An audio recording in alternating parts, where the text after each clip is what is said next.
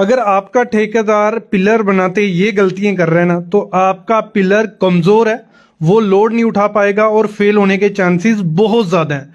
तो जब भी घर की कंस्ट्रक्शन करवाओ, अपने ठेकेदार को बता दो कि हमारा पिलर ये 15 चीजें ध्यान में रख के बनाना, नहीं तो हम पैसे नहीं देंगे। सबसे पहली चीज होती है, आपको क्या करना है, जब भी कंक्रीट किया जा रहा होता है तो कंक्रीट के समय आपको प्रॉपर से, जो बुद्धिमानी को कॉलम होता है वो क्या करता है, प्रॉपर से कंक्रीट डालता है थोड़ा थोड़ा, फिर वाइब्रेटर मारता है। ये वाइब्रेटर होता है, ये आपको अपनी कंस्ट्रक्शन में लगाने ये वाइब्रेटर मारा जाएगा, फिर थोड़ा कंक्रीट करेगा, वाइब्रेटर मारेगा। उससे क्या होगा, आपके उस कॉलम में, उस पिलर में हनीकॉम्ब नहीं आएगा। हनीकॉम्ब क्या हो गया, ऐसा आपको देखा होगा कि कपची कपची, ये एग्रीगेट दिखने लग पड़ता है, गंजा गंजा दिखने लग पड़ता है। ये आपका कॉलम को मतलब कैंसर है उसका। ये अगर उसको ये हो गया ना, तो धीरे धीरे वहां का सरिया भी सड़ जाता है और धीरे धीरे वो पूरा कॉलम गिरने के चांसेस हो जाते हैं। तो आपको मूर्ख की तरह ऐसे नहीं करने हैं, मतलब ये डंडे से किया जा रहा है, मतलब कोई वाइब्रेटर उसको पता ही नहीं है, वो डंडे से कर रहा है, थोड़ा कंक्रीट डाल रहा है फिर डंडे से, तो उसमें ये हनीकॉम्ब आएगा ही आएगा। जब ये हनीकॉम्ब आ गया तो आपका कॉलम बर्बाद हो गया। तो ये चीज ध्यान रखना। अगली चीज जो बुद्धिमान अपने कॉलम में करता है, वो करता है जो स्टीरअप की हुक होती है। हुक क्या होगी, अभी ये हुक होती है स्टीरअप की, रिंग की आपकी ये हुक है, और यहां नहीं देते हैं। ये हुक को आपको देना है कम से कम 90 mm तो होनी चाहिए, 100 mm मतलब 4 इंच तो होनी चाहिए। ये हुक का क्या काम है, यही हुक आपके पिलर को पकड़ के रखती है। 4 इंच रखो या 10D के हिसाब से रखो। 10D के हो गए, जितने डाया का आपका सरिया होगा, 10 × 8 mm का सरिया है तो 80 mm ये हुक होनी चाहिए। और ये हुक जब आपको सरिये पे पहनानी है, ये चारों तरफ जानी चाहिए, मतलब एक इस पे आई, एक इस पे आई, एक इस पे, एक इस पे, एक इस पे, ऐसे ही चारों तरफ घूमनी चाहिए। लेकिन मूर्ख क्या करता है, हुक तो देता ही नहीं है, हुक दे भी देगा सीधी दे देगा, भले वो 200 mm दे देगा उसको, क्योंकि सरिया बच रहा होगा, उसको कटिंग लेंथ नहीं आई होगी। तो आपको हुक प्रॉपर से देनी है। ऐसे मूर्ख की तरह सिर्फ नाम की हुक नहीं और एक ही जगह सब हुक आ गई तो आपका पिलर कहां से स्ट्रांग बनेगा। जो सही तरीके का कॉलम होता है, उसका जो नीचे के सरिये के एल होते हैं, मतलब जो हमारा सरिया खड़े होने वाला है, ठीक है, उसके जो एल होंगे नीचे, वो 300 mm से छोटे नहीं होने चाहिए, मतलब 1 फुट तो वो होने चाहिए। और चारों कोने पे वो जाने चाहिए, मतलब चारों कोने पे, मतलब दो सारों के बीच का डिस्टेंस बराबर होना चाहिए, तभी वो कॉलम सही है। बाकी यहां आप देखो, यहां जो कॉलम है उसके एल सब एक तरफ कर दिए। वो एल मतलब 300 भी है, कोई 300 है, कोई 200 है, कोई 100 है, तो वो कोई सही तरीके से नहीं है। तो आपको जो नीचे का उसका एल रखना है वो सही तरीके से रखोगे, तभी आपका जो कॉलम है वो सही तरीके से काम करेगा और आपका सारा ऊपर से लोड वजन प्रॉपर से डिस्ट्रीब्यूट करेगा। ये पहला बुद्धिमान और मूर्ख का कॉलम का बात हो गई। दूसरा चीज, जो बुद्धिमान कॉलम होता है उसमें क्या होता है, जो रिंग की स्पेसिंग होती है, वो जो हम ये रिंग यूज करते हैं, स्टीरअप भी इन्हें बोला जाता है, इनको क्या करना है, आपको 150 mm या 6 इंच की स्पेसिंग से ज्यादा स्पेसिंग नहीं देनी है। नीचे 1 मीटर से 1.5 मीटर तक, मतलब 3 फुट तक आपको 150 mm देनी है। उससे ऊपर आप इसको 200 mm भी दे सकते हो, क्योंकि रेजिडेंशियल कंस्ट्रक्शन है। बाकी तो हमें जो इंजीनियर कहेगा वैसे ही करना है, लेकिन नीचे से आपको क्या करना है, 6 इंच से ज्यादा स्पेसिंग नहीं देनी है। मैं बोलूंगा 6 इंच से कम ही रखनी है, क्योंकि जो कॉलम फेल होता है, टूटता है, वो यही नीचे से 1 मीटर या 3 फीट से टूटता है। बाकी ऊपर आप 180 mm या 200 mm स्पेसिंग दे सकते हो। 200 mm में ज्यादा बोल रहा हूं, लेकिन क्योंकि यहां तो 250 mm दी होती है तो वो दिक्कत रहती है। और यहां आप देखो मूर्ख का कॉलम क्या है, इसमें 200, 250, 300 ऐसे स्पेसिंग दी हुई है। नीचे क्या, ऊपर क्या, हर जगह ऐसी स्पेसिंग दी है। तो ऐसे कॉलम, ऐसे पिलर की कोई लाइफ थोड़े, ये थोड़े टाइम बाद टूट जाएगा। तो आपको ये चीज ध्यान रखनी है। अगली चीज, आपका कंक्रीट का ग्रेड उसको पता होता है कि इस पिलर में M25, M20 या M30 जाने वाला। M20 से नीचे नहीं जाना। और M20, 25, 30 ये क्या है, ये होते हैं ग्रेड। इन्हें हमें IS कोड ने बताया हुआ है कि आपको M25 में जैसे 1, रेशो 1.5 रेशो 3, ये M20 की हो गई, या 1 रेशो 1 रेशो 2, इस तरीके से कंक्रीट डालना है कि एक में सैंड, एक में सीमेंट, एक में सैंड और 3 में एग्रीगेट। इससे क्या होता है, हमारा कंक्रीट सही तरीके से बनता है। लेकिन मूर्ख क्या करता है अपने कॉलम में, वो क्या करता है, वो ठेकेदार पे या कॉन्ट्रैक्टर पे या मिस्त्री पे छोड़ देता है, जो रेशो वो बना रहा है, भले वो M15 है, M10 है, तो उस हिसाब से कंक्रीट बनाता है, डालता है, तो उसकी स्ट्रेंथ आपको नहीं मिलेगी। ये चार्ट भी सामने देख लो, इस चार्ट में देख लो, सब लिखा हुआ है सैंड कितनी डलेगी, ये वो 1 M³ में।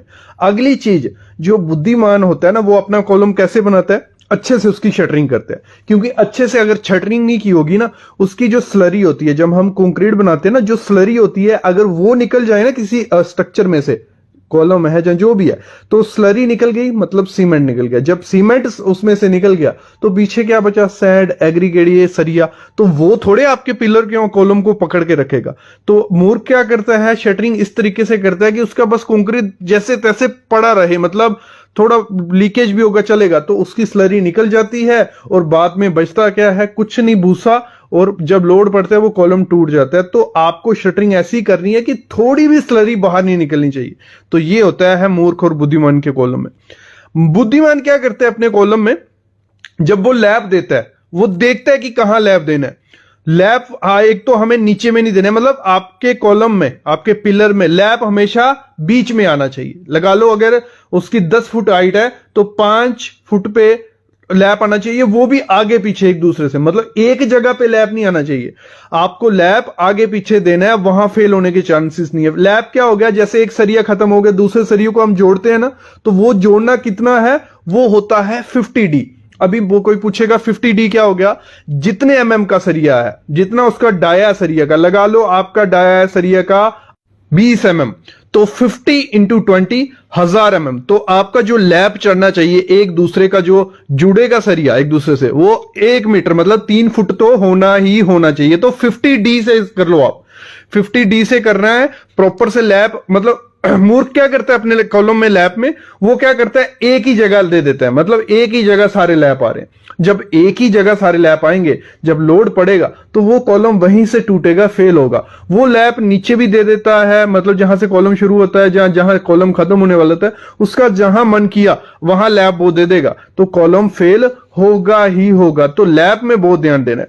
मूर्ख और बुद्धिमान, बुद्धिमान क्या करता है अपने पिलर में, वो क्या करता है, कवर ब्लॉक देता है। कवर ब्लॉक क्या हो गया, अभी ये छोटा सा पीस आप देख रहे हो, ये प्लास्टिक के भी आते हैं, कंक्रीट के बनते हैं, मार्केट से मिल जाएगा।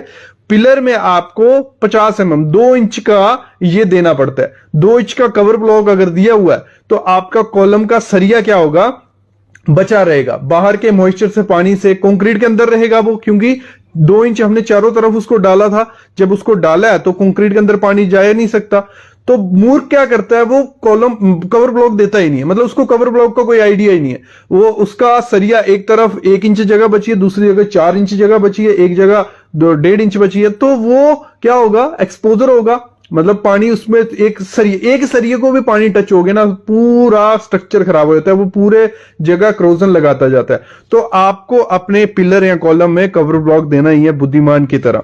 अगला बुद्धिमान क्या करता है अपने कॉलम को बनाते हुए, वो क्या करता है, जैसे ही मतलब हम शटरिंग खोल सकते हैं पिलर की 20 घंटे बाद, एक दिन के बाद खोल देते हैं, 24 घंटे पकड़ लो, 24 घंटे बाद हमने पिलर खोला, वो उसकी क्यूरिंग करना स्टार्ट कर देते हैं, तराई करना स्टार्ट कर देता है, और तराई करते हैं, अच्छे से तराई करते हैं, उसको अपना पूरा जो बेड हैजन आते हैं, ये बोरी आती है, ये बोरी लपेट देता है, पानी मारता रहता है, 10 दिन तक उसको पानी मारता है, तो उसकी जो स्ट्रेंथ होती है वो डबल हो जाती है। लेकिन मूर्ख क्या करता है, जैसे पिलर खुला, एक बार पानी मारा, फिर शाम को उसको याद आएगा कि नहीं पानी मारना है इसको, फिर उसने शाम को पानी मार दिया, और वो 10 दिन की क्या 3-4 दिन मारेगा, हो गया।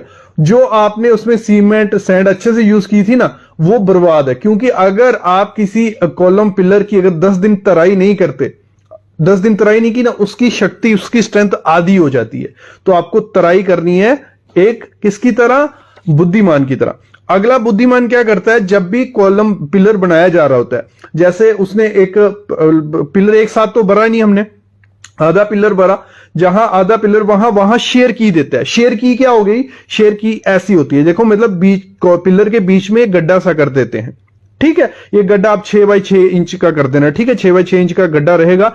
ये शेयर की होती है, जब अगला इसमें कंक्रीट डाला जाएगा, माल डाला जाएगा, तो वो अच्छे से एक दूसरे को पकड़ लेगा। तो वो होता है सही बुद्धिमान तरीके से पिलर बनाना। लेकिन जो मूर्ख होता है वो क्या करता है, सीधा सीधा सीधा सरफेस छोड़ देता है। जब अगला पिलर आप डालोगे, जब अगला कंक्रीट डालोगे, तो एक दूसरे के बीच में उसमें गैप रहता ही रहता है, वो प्रॉपर से कंक्रीट नहीं हुआ, और जब लोड पड़ेगा वो वहीं से फेल हो जाएगा। तो आपको अपने पिलर में शेयर की देनी ही देनी है। अगला चीज क्या होता है, जब भी आपको पिलर भरना है, आपको एक ही दिन में, मतलब ऐसे तो उसने क्या कहा है आईएस कोड ने कि 1.5 मीटर या 2 मीटर तक भरो, उससे ज्यादा नहीं, तो पॉसिबल नहीं होता है साइड पे। तो आप क्या करना है, 7 फुट या 2100 mm तक का फर्मा बन जाता है, क्योंकि प्लाई उतने की आती है हमारी, उतना भरो फिर अगली लिफ्ट में। ये नहीं कि 3 मीटर एक साथ या 10 फुट एक साथ कॉल पिलर भर दोगे, तो वो फेल होता है। तो आपको मतलब थोड़ा थोड़ा कॉल पिलर बने और उसमें शेयर की देनी ही देनी है। अगला क्या करता है, जो बुद्धिमान होता है वो अपने कॉलम का, अपने पिलर का डिजाइन करवाता है किसी सर्टिफाइड स्ट्रक्चरल इंजीनियर से। सर्टिफाइड स्ट्रक्चरल इंजीनियर का आपको पता करना है कि आपके एरिया में सर्टिफाइड कौन है।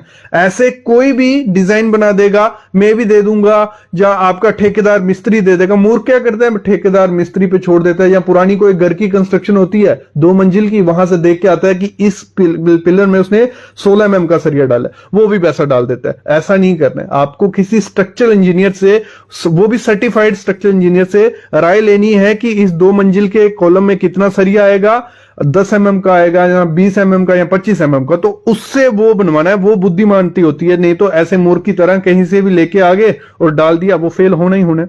बुद्धिमान कभी भी अपना पिलर बनाएगा ना, सबसे पहले नीचे वो स्टार्टर देता है। जहां से हमारा पिलर स्टार्ट होता है, फुटिंग के ऊपर से या स्लैब के ऊपर से, वहां स्टार्टर दिया जाता है। स्टार्टर क्या होता है, ये कंक्रीट का 4 इंच का बैंड दिया जाता है, चारों तरफ सरिये के 50-50 mm छोड़ के, कवर छोड़ के। देखो जैसे ये सामने दिया जा रहा है ना, इसको भरा जाएगा। छोटा कॉलम भी बोल सकते हो, स्टार्टर है ये किसी कॉलम का। इससे होता क्या है, शटरिंग सही से लगती है, हमें पता चल जाता है हमारा सरिया सही जगह पे है, और कंक्रीट भर के हम इसको कॉलम कर देते हैं। लेकिन जो मूर्ख होता है वो सीधा क्या करता है, शटरिंग खड़ी कर देता है, और उससे क्या होता है, शटरिंग सही से नहीं बैठती है, स्लरी भी निकलती है, और दिक्कतें बाद में आने लग पड़ती हैं। अगली एक टिप दूंगा, लास्ट टिप है ये, कि आपको जब भी पिलर अपना कंक्रीट करना है, कहीं भी कंक्रीट करना है, उसमें ना फाइबर डालो, रेक्रोन 3S फाइबर।